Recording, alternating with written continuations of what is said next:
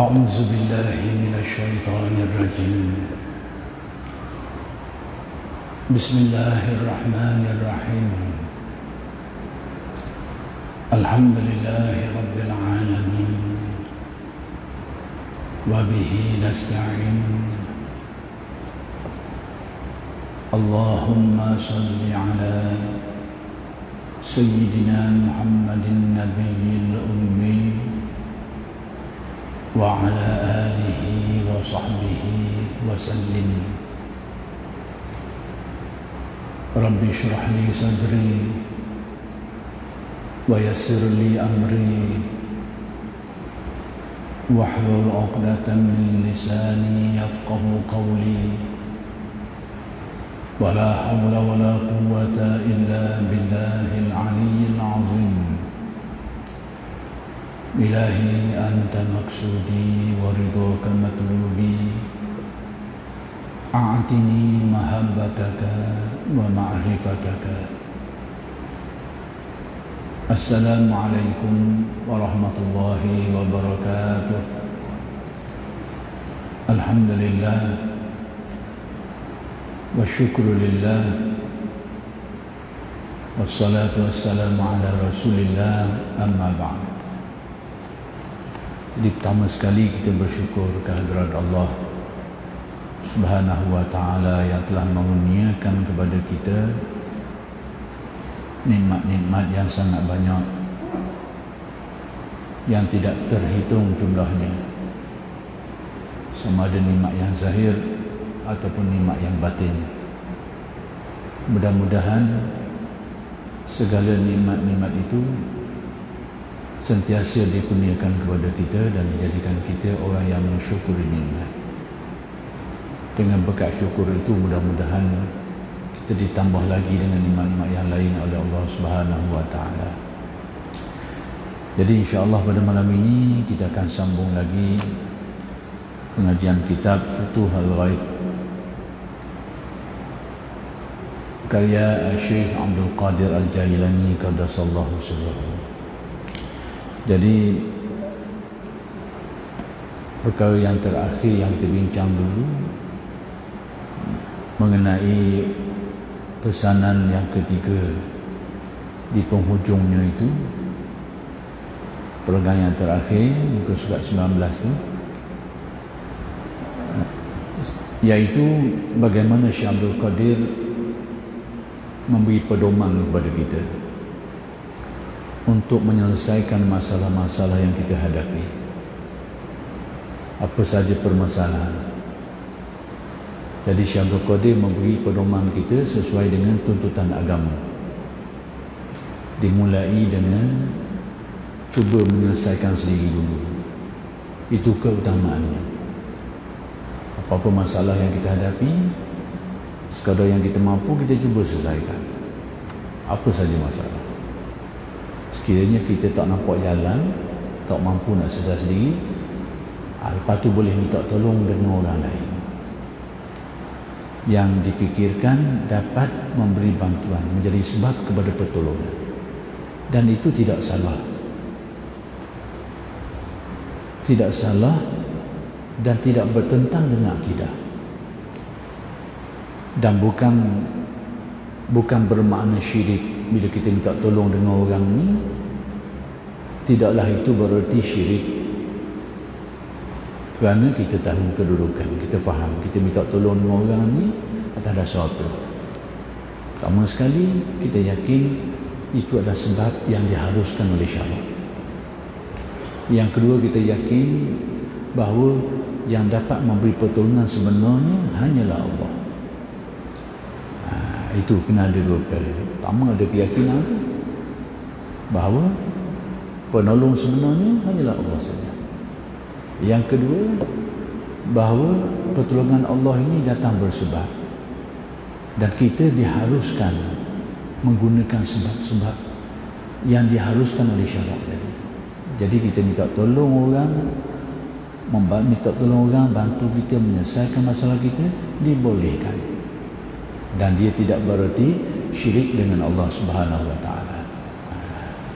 Jadi perkara-perkara ini perlu kita fahami baik-baik. Kemudian Syekh Abdul Qadir menjelaskan lagi, sekiranya masalah tak selesai juga, maka disuruh minta pertolongan Allah. Minta pertolongan Allah. Jadi minta pertolongan Allah ni secara khusus. Dan sebelum tu dah minta pertolongan Allah, minta juga. Tetaplah di mana-mana pun, bila-bila masa pun minta pertolongan Allah. Tapi yang dimaksud sekarang ni secara yang lebih khusus. Dah usaha sendiri tak dapat dah, tak dapat jalan dah. Minta tolong orang pergi cari situ sini, setakat yang kita tahu putus harapan dah, tak dapat jalan dah. Dan nak apa lagi? Secara khusus menghadapkan diri kepada Allah dengan cara menekuni ibadah sehingga kita asyik dan ralik dengan Allah Ta'ala. Jadi hak pertama, kedua itu merupakan pedoman untuk semua orang. Hak yang ketiga ni adalah merupakan satu pedoman yang agak khusus sikit. Hak ketiga ni lebih baik kita kena cari guru yang ajar kita macam mana cara nak menumpukan perhatian secara khusus sehingga hati kita jadi asyik, sehingga kita ditolong oleh Allah. Ditolong oleh Allah. Jadi saya nak sempurnakan apa yang dijelaskan oleh Syekh Abdul Qadir pada fasa yang ujung dalam minta pertolongan Allah ni, iaitu hal-hal yang disebut oleh Syekh Abdul Qadir, kita menumpukan perhatian kepada Allah semata-mata. Orang lain tak nampak jalan dah, nak usaha sendiri pun nampak tak berjaya dah, minta tolong orang pun tak nampak jalan dah. Dan nak apa lagi? Maka masih ada peluang, iaitu menghadapkan sepenuh hati kita kepada Allah, minta tolong dengan menumpukan perhatian sehingga sampai ke tahap yang disebut oleh Syekh Abdul Qadir ni, sehingga keyakinan kita semakin tinggi terhadap Allah. Hasil daripada amalan tadi itu, dia akan membuahkan keyakinan kita yang bulat terhadap Allah, yang dinamakan sebagai ainul yakin atau hakul yakin. Sekarang bukan tidak yakin kepada kekuasaan Allah, bukan tidak yakin, tapi bertaraf ilmul yakin. Kita percaya tentang kewujudan Allah, tentang kekuasaan Allah, pertolongan Allah, bukan tidak percaya. Tapi kita percaya berdasarkan dalil-dalil. Tapi tahap keyakinan kita itu tidak cukup kuat, tapi tetap bertaraf yakin. Tidak ragu. Kalau ragu, akidah kita rosak. Sekarang keyakinan itu nak ditingkatkan lagi sampai menjadi ainul yakin, hakul yakin. Yang mana apabila manusia menumpukan perhatian dengan ibadah kepada Allah, setelah tak nampak jalan dah ni, menumpukan perhatian kepada Allah, lalu keyakinan kesan daripada ini bertambah keyakinan, dikala itulah dia dikira dekat dengan Allah, dan mudah-mudahan pertolongan Allah Ta'ala itu dekat. Itu maksudnya. Dia hak akhir ni, dia akan balik kepada hadis kursi.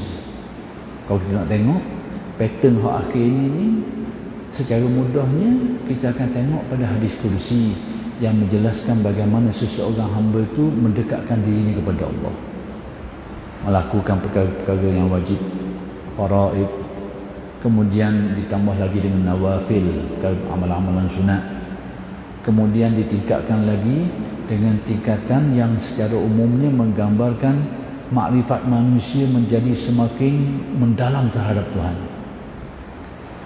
Jiwa manusia menjadi lebih dekat dengan Allah. Keyakinan manusia menjadi lebih kukuh terhadap Allah. Maka dikala itu hadis menyebut, sekiranya dia minta dengan aku akan beri. Sekiranya dia minta tolong, perlindungan dari aku akan lindungi dia. Wala in sa'alani la'utiyannahu. Dalam keadaan dia mencapai suatu kedudukan yakin yang bulat terhadap Allah ni, pada waktu tu kalau dia minta, insya-Allah pertolongan Allah Ta'ala tu sangat dekat. Dan nak harap ke diri sendiri tak nampak jalan dah, nak harap ke orang lain tak nampak terang belakang dah. Cuba belakang, bukan tak cuba dah, pergi cari jalan tu, tengok orang ni tak nampak jalan dah. Apa lagi ini lah cara mendekatkan diri kepada Allah. Tak ada harapan lain dah, hanya kepada Allah. Kalau dia ikut jalan ni, dia akan jumpa punca tu pula, punca baru pertolongan berdasarkan hadis, Bila manusia mendekatkan diri kepada Allah ni, keyakinannya bertambah terhadap Allah, bulat terhadap Allah, sehingga pergantungan hati dia kepada makhluk ni sudah tidak ada lagi dah. Putus harapan terhadap makhluk dah. Hanya Allah saja. Itu dikatakan jiwa-jiwa yang dikira dekat dengan Allah, bertambah yakinnya kepada Allah. Dalam keadaan itulah Nabi menjelaskan wala in sa'alani la'utiyahu wala in ista'azani la'uizannahu wala in sa'alani la'utiyannahu. Kalau diminta dengan aku, pasti aku beri. Wala in ista'azani, sekiranya diminta perlindungan dengan aku, la'uizannahu, aku pasti jaga dia, lindung dia. Dengan cara itu. Dah cara lain tak nampak dah. Ini pedoman yang diberikan oleh Syekh Abdul Qadir. Cuma Syekh Abdul Qadir ni dia menjelaskan sedikit tentang selok-belok orang yang berada pada kedudukan tadi tu. Ini suatu perkara yang agak, kalau tasawuf dia agak khusus sikit lah. Jadi kita tengok jugalah, kerana kita baca kitab ni, kita akan tengok juga. Cuma kita akan cuba permudahkan maksud untuk kita faham. Baik. Jadi kita ambil sambungan daripada dulu tu. Sebelum ni disebut kedudukan orang ini, dia seumpama anak orang yang berada pada tahapan ni, kedudukan dia dengan Allah seumpama anak yang berada pada ribaan ibu dia. Maksudnya serba-serbi mak dia yang uruskan anak tu. Maka demikian juga manusia yang mencapai darjah keyakinan ni, dia dengan Allah Ta'ala seperti itu, iaitu dia sudah hilang daya upaya dirinya dan Allah Ta'ala lah yang menguruskan dirinya. Hakikat sebenarnya Allah Ta'ala sentiasa menguruskan. Allah Ta'ala sentiasa menguruskan kita. Tak ada benda yang terlepas daripada urusan Allah. Tak ada benda. Sentiasa diuruskan. Cuma tinggal lagi kita lupa kepada urusan Allah tu. Kita lupa. Rezeki kita, hakikat sebenarnya dirizkikan Allah. Hidup mati kita, hakikat sebenarnya berkait dengan Allah yang menghidupkan dan mematikan. Memang berlaku semua, tak nak lagi. Tak pernah lepas benda ni. Tentang nasib kita dan sebagainya itu diuruskan Allah sentiasa.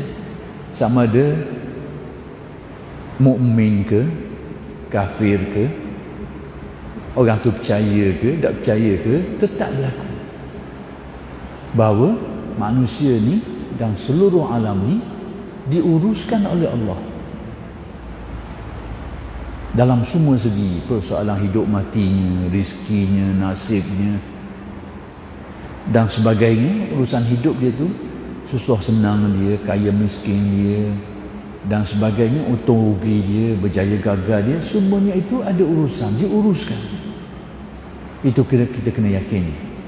Itulah yang kita baca kalau kita baca ayat kursi, wal hayyul qayyum. Al qayyum, dialah yang maha hidup, yang menguruskan urusan makhluknya. Itu kita kena ada keyakinan tu, bahawa diri kita, bahkan seluruh alam maya ini, alam semesta ini diuruskan oleh Allah. Jadi sama ada manusia itu beriman ke atau tidak beriman ke, benda ni tetap berlaku. Dia ingkar, dia tak percaya, berlaku juga benda tu. Dia beriman, dia fahamlah benda tu. Orang beriman pula ada yang ingat dan sedar perkara ni, ada yang lupa. Di antara orang beriman ni ada yang jahil, ada yang ghaflah, tak sedar.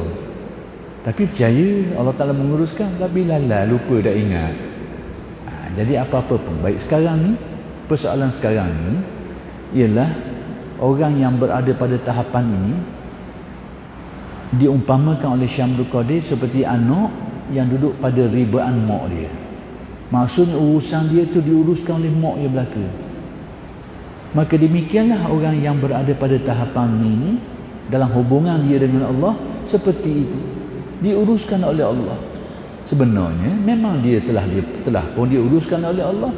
Cuma selama ni dia tak sedar, dia lupa.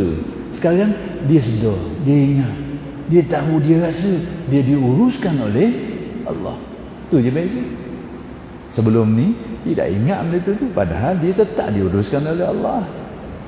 Itu maksud. Sekarang dia mula sedar bahawa aku ni dengan Allah sentiasa aku ni ditakdirkan, bahawa semua urusan aku ni di tangan dia belaka.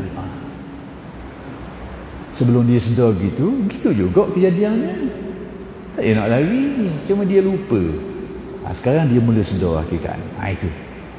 Itu dikatakan jiwa yang sedang dekat dengan Allah, dekat dari segi makrifat. Atau bandingan yang lain, seumpama bola yang berada di kaki pemain bola. Bandingan yang kedua, maksudnya bola tu bergerak lah, tapi atas kaki, semata-mata atas kaki pemain bola ni, tendang ke mana ke, atas kaki dia belaka. Maka demikianlah kedudukan orang ni dengan Allah Ta'ala. Dia ada kesedaran tu, padahal sebelum tu gitu juga, cuma dia lupa, tidak sedar. Sekarang bila hatinya dengan ibadah-ibadah tadi, dengan amalan-amalan tadi, dengan ilmu-ilmu tadi, dia mula faham, mula teringat balik, sedar balik bahawa aku ni macam bola. Dalam hubungan kita dengan Allah ni macam bola, sentiasa semata-mata bergantung atas. Kalau bola kau bergantung atas kaki tukang main, sepak ke mana-mana pun, maka aku pun gitu juga sebenarnya. Dia mula sedar hakikat ni balik. Ini dia. Baik, bila manusia sampai ke darjah tu, pada waktu itulah kalau dia berdoa kepada Allah, mustajab. Kalau dia minta tolong dengan Allah Ta'ala, dijaga, dipelihara, dilindung oleh Allah, mustajab permohonannya. Itu maksud Syekh Abdul Qadir. Jadi rupanya inilah alternatif. Orang yang tak belajar ilmu ni, dia mati akal sekerat jalan, berusaha nak selesaikan masalah, tak berjaya. Cari sebab musabab, cari orang minta tolong gini-gini, akhir kali tak boleh nak lah, mati akal, ada habis kira. Itu orang tak mengaji. Tapi kalau yang mengaji ilmu makrifat ni, ada lawan lain lagi, ada pelepah lain lagi, ada pedoman lain lagi. Nah, inilah yang dinyatakan oleh Syekh Abdul Qadir. Cuma lorong hak ujung ni kena mengaji khusus dengan ulama-ulama dia, dengan ahli-ahlinya yang memberi pedoman cara untuk menyelami perkara ni. Jadi kita sekarang ni kita faham je dulu, tahu pedoman dia. Baik. Baik, tak kuasa apa pun, dia mula sedar bahawa hakikat sebenar kita ni tak ada apa daya upaya dah. Tapi bukan Jabariyah. Jabariyah ni dia kata kita tak ada daya upaya, akal dia pun tak ada, dia tak pakai akal dia dah. Pegangan dia betul bahawa tidak ada daya upaya melainkan Allah, tapi akal yang diberikan Allah untuk membezakan mana hak, mana batil, mana baik, buruk, itu tidak pakai. Dia pakai takdir belaka. Itu rosak Jabariyah. Sekarang tak begitu. Dia kembali kepada keyakinan asal. Kita tak ada daya upaya, tapi kewarasan akal memandu kita untuk buat apa yang disuruh, tinggal apa yang dilarang. Tapi di sebalik semua tu kita yakin tak ada daya upaya melainkan dengan, maksudnya dengan akalnya itu dia akan berusaha nak buat baik dan berusaha nak tinggal jahat. Tapi jadi tak jadi tak tentu lagi. Sebab apa? Semua itu tidak ada daya upaya melainkan Allah. Dia sekadar boleh berniat, boleh berazam, boleh berusaha je. Hakikat sebenar tak ada daya upaya melainkan dengan kekuasaan Allah. Itu kena faham gitu. Jadi saya nak sebut, saya takut orang terbabah jadi Jabariyah ni. Jabariyah ni dia pegang gitu kok, tak ada daya upaya melainkan Allah belaka. Tapi dia buang akal yang nak memahami mana perintah Allah, mana larangan Allah. Yang dengannya dia kena berusaha nak buat baik, berusaha nak meninggal jahat. Dia buang waktu tu. Tu rosak Jabariyah situ. Keyakinan bahawa segala-galanya datang dari Allah itu bukan tepat salahnya Jabariyah. Tapi dia tolak bahagian akal tu, sehingga dia buat jahat pun dia berusaha nak buat jahat dan sebagainya, dia disalahkan itu kepada Allah. Disalahkan kepada Allah. Dia lupa bahagian usaha dia tu, pilihan dia tu. Itu beza antara tasawuf dengan Jabariyah. Jabariyah ni macam saya sebut tadi lah, pegangan dengan ahli tasawuf bab ni dia serupa bahawa tidak ada daya upaya melainkan Allah. Bab pegangan ni serupa. Pegangan ahli sunnah memang gitu. Beza tak ada. Ahli tasawuf bila dia ada akal, dia ada usaha. Di situlah tempat syariat. Usaha baik, mana buruk, kena usaha buat baik, kena usaha nak menjauhkan daripada perkara yang buruk. Jabariyah dia tak ada bahagian usaha tu. Dia tak ada inafikan. Maksudnya dia buat baik, dia buat jahat ke, dia rebah kepada Allah Ta'ala tu. Dia nafi dah bahagian usaha dia tu. Bahagian usaha yang dengannya lah manusia tu dinilai dosa atau pahala. Dosa pahala ni bukan atas kejadian, kena ingat. Dosa pahala ni bukan atas kejadian, tapi atas usaha orang. Bila berlaku perkara buruk, perkara maksiat berlaku, baik orang yang terlibat dengan pelakuan tu kemaksiatan tu, dia mengusahakannya, dia nak buat ke, atau berlaku bukan kehendak dia. Sekiranya benda tu berlaku, memang itulah yang dia nak buat, memang dialah cari akal, dia buat, dosa. Tapi sekiranya perbuatan maksiat jahat tu berlaku bukan kehendak dia, dah mana bukan kehendak dia, berlaku benda tu dalam keadaan salah. Dia ambil barang orang, tapi bukan dia nak curi barang orang, dia ingat barang dia. Dia letak barang dia, mungkin orang ambil barang dia dan ada barang orang lain. Jadi dia ambil barang orang. Dia ambil barang orang ni macam curi lah. Tapi dia ingat semata-mata barang dia. Jadi salah ambil barang orang. Salah. Perbuatan tu memang orang nama curi. Bila ambil barang orang memang curi lah. Tapi oleh kerana itu bukan niat dia, dia salah ambil, maka dia tidak dikira dosa. Perbuatan ambil barang orang yang dinamakan curi itu berlaku dah, tapi tidak dikira dosa. Sebab apa? Benda tu berlaku bukan kehendak dia, bukan pilihan dia, bukan niat dia. Kena faham oleh dia. Begitu juga perbuatan yang berlaku kerana terlupa. Galik buat kerja dah ingat, Zuhur terlepas lepas kasur. Dah ingat main Zuhur, galik dah lalu. Balik buat kerja ni asur. Jadi perbuatan dak semayang tu berlaku dah, dosa lah dak semayang. Tapi pada orang tadi tu dikira berdosa dah, oleh kerana dia ni terlupa, dak sengaja. Bukan dia sengaja nak tinggal, tapi disebabkan galik sangat terlalu terlupa. Sekalipun perbuatan tu berlaku, dia tidak dikira dosa. Jadi dosa pahala ni bukan atas kejadian tu, sebab kejadian itu berkait dengan takdir Allah, berlaku dengan kehendak dan kekuasaan Allah. Jadi dosa pahala ni atas kedudukan orang ni. Sekiranya perbuatan tu berlaku memang kehendak dia, usaha dia, kira. Tapi kalau bukan kehendak dia, bukan usaha dia, tak dikira. Sama juga perbuatan yang berlaku kerana terpaksa. Orang paksa dia juga supaya tipu orang. Ataupun orang paksa dia melakukan sesuatu yang dilarang, dan dia terpaksa. Mungkin keluarga dia, anak dia diancam, mu tak buat benda ni, kalau mu tak buat lagi pitih ni, daripada tak ambil duit itu, anakmu, binimu mati. Dan kita yakin ancaman tu, dan kita takut, terpaksa kita ambil barang orang ataupun curi ke apa ke, kerana terpaksa ke atas, dipaksa oleh orang ni.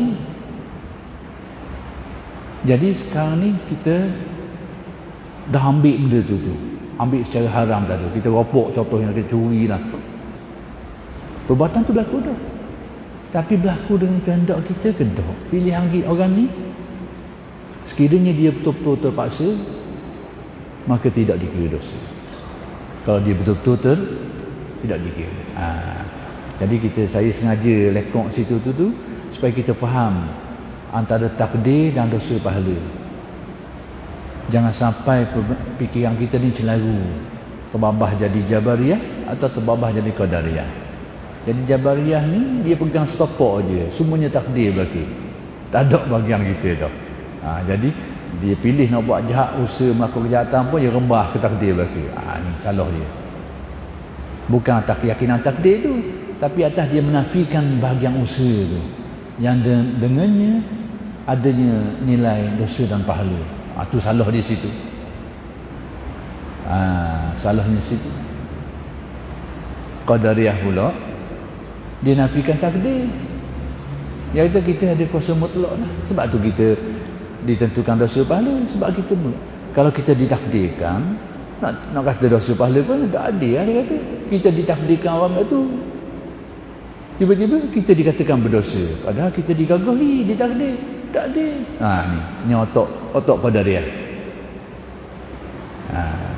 Jadi Ahlussunnah tak macam tu.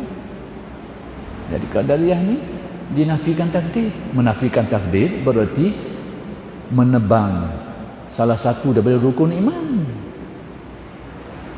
Tu bahaya tu. Sebab tu Qadariyah ni dia dekat-dekat. Kita tak hukum atas individu, hukum secara umum. Bahawa pemikiran Qadariyah ni sepadang dengan kekufuran. Dia selamat sikit je. Ahlussunnah basi sikit. Sebab apa? Sekalipun mereka kata kita ni kuasa mutlak, tak terikatlah dengan takdir, kita bebas, kita buat baik buruk ni atas kita. Sebab tu kita dibalas dosa pahala. Sebab dia kata kalau kita ditakdirkan, tiba-tiba orang ni dosa, orang ni pahala, mana ada dia kata. Dia mikir gitu, pesan tu. Lalu dia kata kalau gitu tak ada takdir lah atas kita lah. Kita buat baik dapat pahala, buat jahat dapat dosa. Pesan tu. Dia tak sedar nyakit mari kot lain. Bila dikata gitu berarti dia menafikan takdir Allah. Dia telah membataskan kudrat Allah, sehingga ada benda yang di luar daripada taklukan kudrat Allah. Bila dia kata kita ni ada kuasa mutlak, bebas, tak kait dengan takdir, tak kait dengan kudrat iradat Allah, artinya apa? Pertama sekali ternafikan takdir Allah. Yang kedua, kudrat Allah sudah terbatas. Ada benda yang terlepas daripada kudrat Allah. Padahal dalam Al-Quran menyatakan innallaha ala kulli syai'in qadir. Allah Ta'ala itu atas setiap sesuatu, setiap, ala kulli, setiap, kulli syai'in. Bila sebut setiap ni kok tak ada kecuali, mencakupi semua makhluk. Tak ada benda terlepas daripada kekuasaan Allah. Jadi kalau kita kata kita ni ada kudrat, tak terikat dah dengan kudrat Allah atas kita, kita nak buat baik dosa pahala, kita nak buat baik ke nak buat jahat ke, bila kita buat baik dapat pahala, buat jahat dapat dosa, tak kait dah takdir. Itu kesan dia. Kita nafi orang pegangan ni pertama sekali menafikan takdir, yang kedua keyakinan rosak dalam bab kesempurnaan kudrat Allah yang disebut dalam Al-Quran tu. Ada benda tak termasuk dalam kudrat ni, sedangkan ayat sebut setiap tadi tu. Kudrat Allah Ta'ala ni mencakupi segala-galanya. Itu bahagian rosak Qadariyah. Itu dia. Jadi Ahlussunnah kita ni, kita terima takdir. Dalam masa yang sama, ada bahagian bagi kita ni yang dinamakan usaha. Disitulah ukuran dosa pahalanya. Kita berusaha, muafakat kehendak Allah jadi. Tak muafakat kehendak Allah, tak jadi. Kalau kita berusaha nak buat baik, berlaku, dapat pahala. Kalau kita niat nak buat baik, berbetulan dengan takdir Allah, berlakulah. Kadang-kadang kita niat nak buat baik, tapi tak berbetulan dengan takdir Allah, tak berlaku, tak jadi sekarang. Niat sungguh hati dah nak buat ni, siapa tanya tak jadi sekarang, kerana tak berbetulan takdir Allah. Tapi dalam bab ni Allah Ta'ala tetap memberi ganjaran ke dia kerana kemurahan.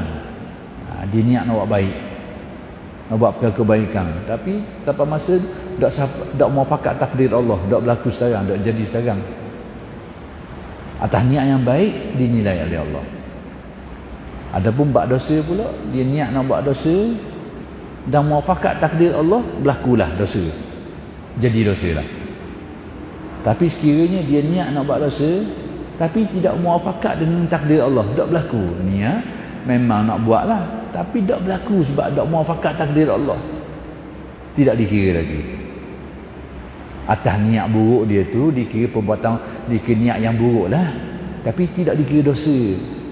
Atas niat nak buat perbuatan buruk tu, dia niat nak curi barang orang, tapi dekat-dekat tengok orang mari, tak jadi tak berlaku, tak muafakat takdir Allah, tak berlaku.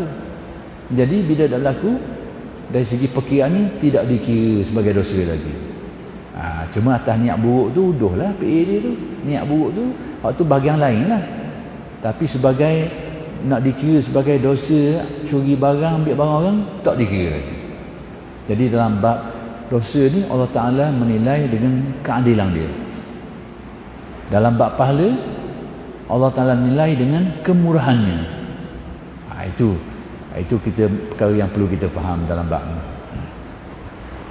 Jadi kata tak kuasa apa pun, yakni keyakinan sebenarnya kita tak ada apa kuasa dah, kecuali kehendak Allah Subhanahu Wa Ta'ala. Kecuali hakikat sebenarnya apa-apa yang berlaku ni adalah semata-mata dengan kehendak Allah.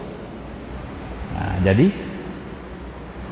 i'tikad ini kita nampak dari satu segi sama macam Jabariyah lah, tapi tidak. Sebab apa? Orang yang duduk sini ni dia tetap ada usaha dia lagi, dia tak nafikan usaha.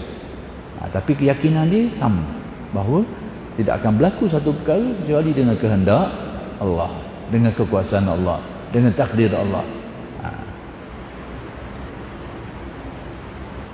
Baik, dengan demikian ini keadaan yang khusus yang dialami oleh orang Mataban ini, saya nak sebut sekadar-sekadar padam-padam dia.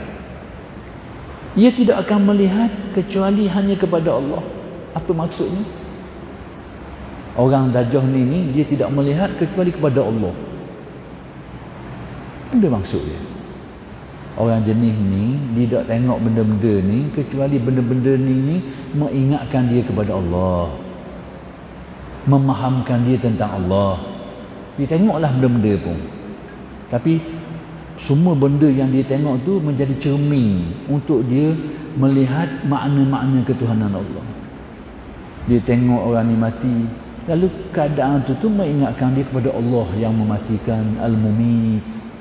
Dialah yang mematikan orang. Dia tengok budak-budak lahir kan beranak, orang ni boleh anak, orang ni beranak. Bila dia tengok kejadian tu, kehidupan orang ni dihidupkan, dipanjangkan umurnya, kejadian tu terus mengingatkan dia kepada Allah Ta'ala Al-Muhyi, Al-Muhyi yang menghidupkan. Dia tengok rupa bangunan comel, tengok bolang betul begini, tengok orang ni rupa begini, orang bangsa ni rupa pesen ni.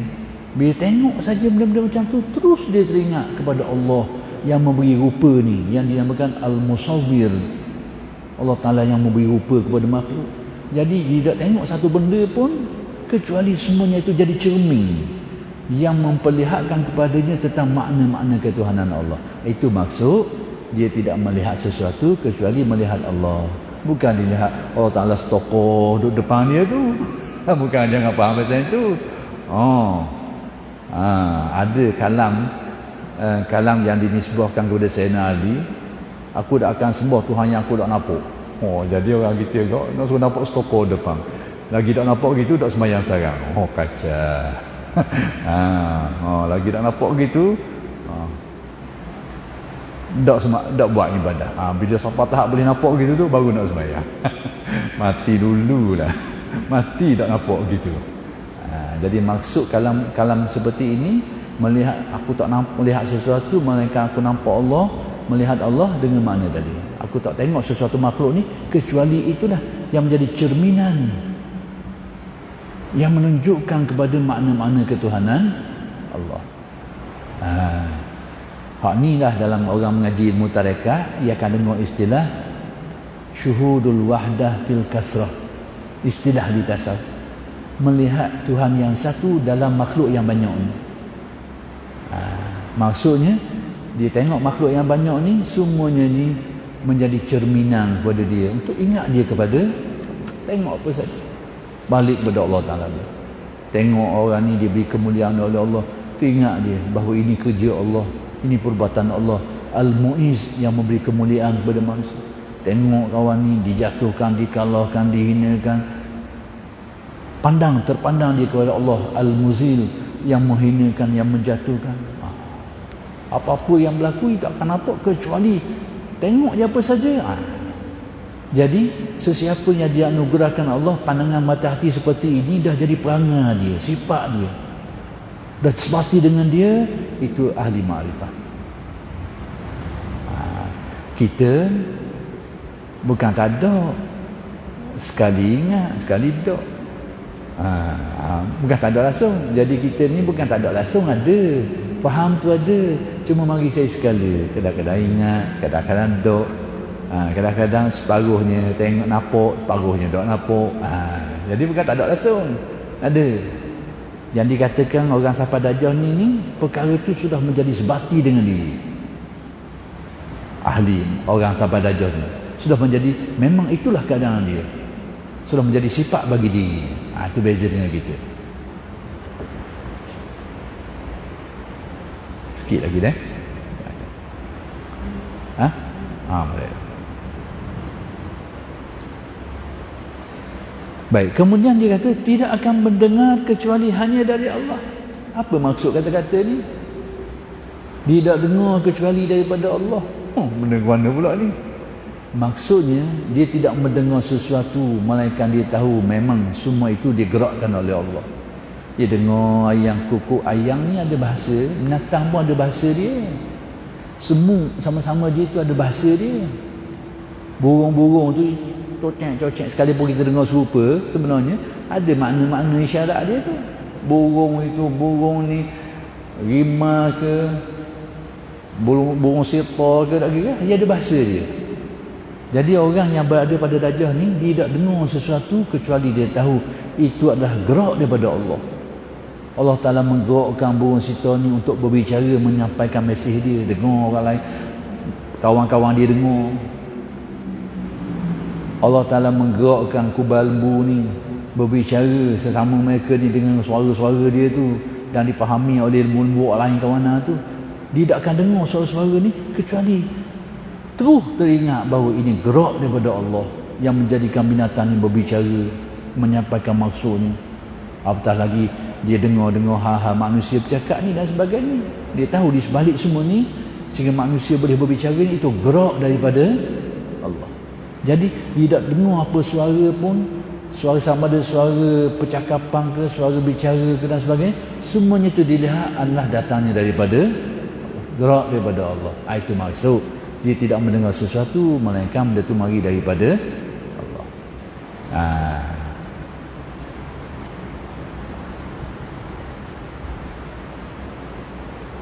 Baik, jika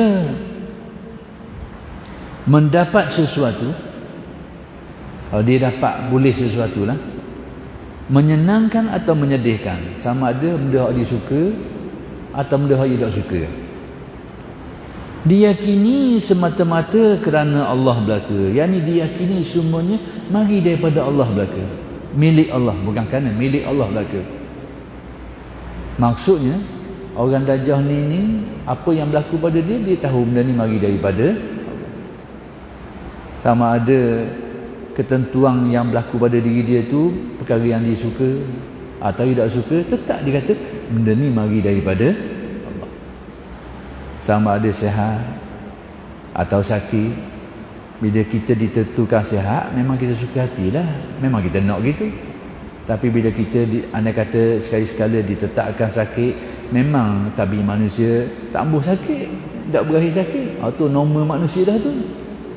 Jadi standard kita hari ni, bila tertakdir atas kita benda yang menyenangkan, suka hati lah. Tapi bila berlaku perkara yang tidak menyenangkan, sedihlah sikit. Itu standard manusia. Tapi orang ni tak. Berlaku pada atas diri dia tu, baik ke tak baik ke, tetap dia senang, dia terima dengan mudah. Ini kelainan dia, kelainan orang berada pada keadaan ini.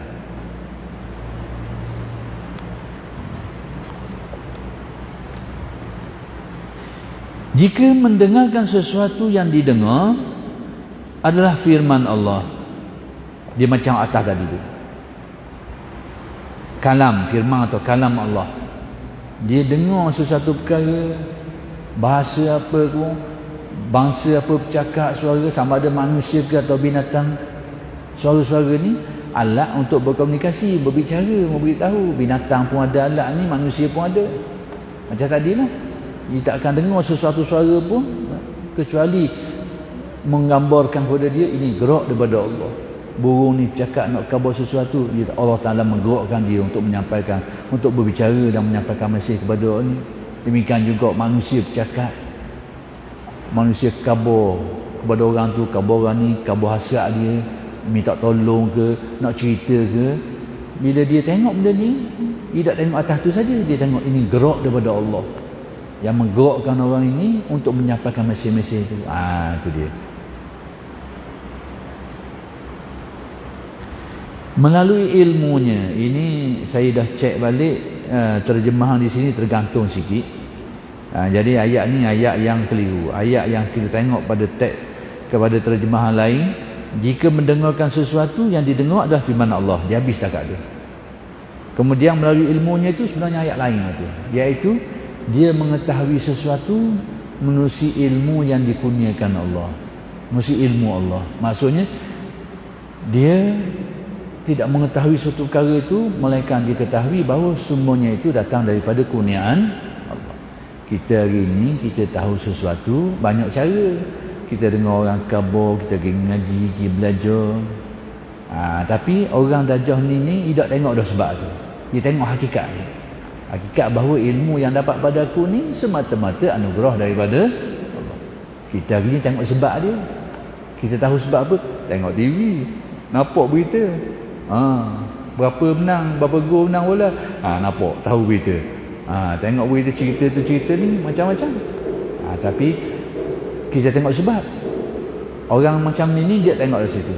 Ilmu yang didapat padanya, dia sedar dan yakin memang semata-mata daripada Allah. Kadang-kadang Allah Ta'ala beri kepada dia ilmu yang tidak ikut jalan sebab-musabab dia, yang dinamakan laduni. Termasuk ilmu firasah. Nabi bersabda, ittaqu firasatal mu'min fa innahu yanzuru binurillah. Berhati-hatilah terhadap firasat orang mukmin, kerana dia melihat dengan cahaya pedoman, petunjuk daripada Allah. Maksudnya bukan dengan sebab orang khabar dengan dah, semata-mata Allah Ta'ala buka mata hati, dapat tahu benda tu, dapat dengar, bahkan dapat tengok kadang-kadang. Kadang-kadang. Tapi tak cerita ke orang, benda ni rahsia. Sampai masa jadi itu firasah orang mukmin. Orang mukmin yang betul sungguh tak akan cerita rahsia dia. Kalau dia kadang-kadang dia terlepas cakap, adalah saya sekali terlepas. Kalau dia tak akan cerita. Dia akan lekok jauh, orang tak faham. Cuma orang cerdik sikit mungkin faham lah, bergantung pada orang masing-masing lah. Tapi nak khabar, kadang-kadang manusia dapat ilmu cara tu. Ini orang ini, orang seperti ini. Jadi oleh kerana sudah masuknya waktu insya, kita berhenti setakat ni dulu. Mungkin sekarang terikat waktu aliti kan. Nanti akan datang, boleh lajak-lajak sikit dah, 5-10 minit akan datang. Ini baru-baru lepas musim ni lagi. Jadi kita berhenti setakat ni dulu lah. InsyaAllah akan bersambung huraian ini pada kuliah-kuliah yang akan datang. Aqulu qawli hadza wa astaghfirullahalazim li wa lakum. Assalamualaikum warahmatullahi wabarakatuh.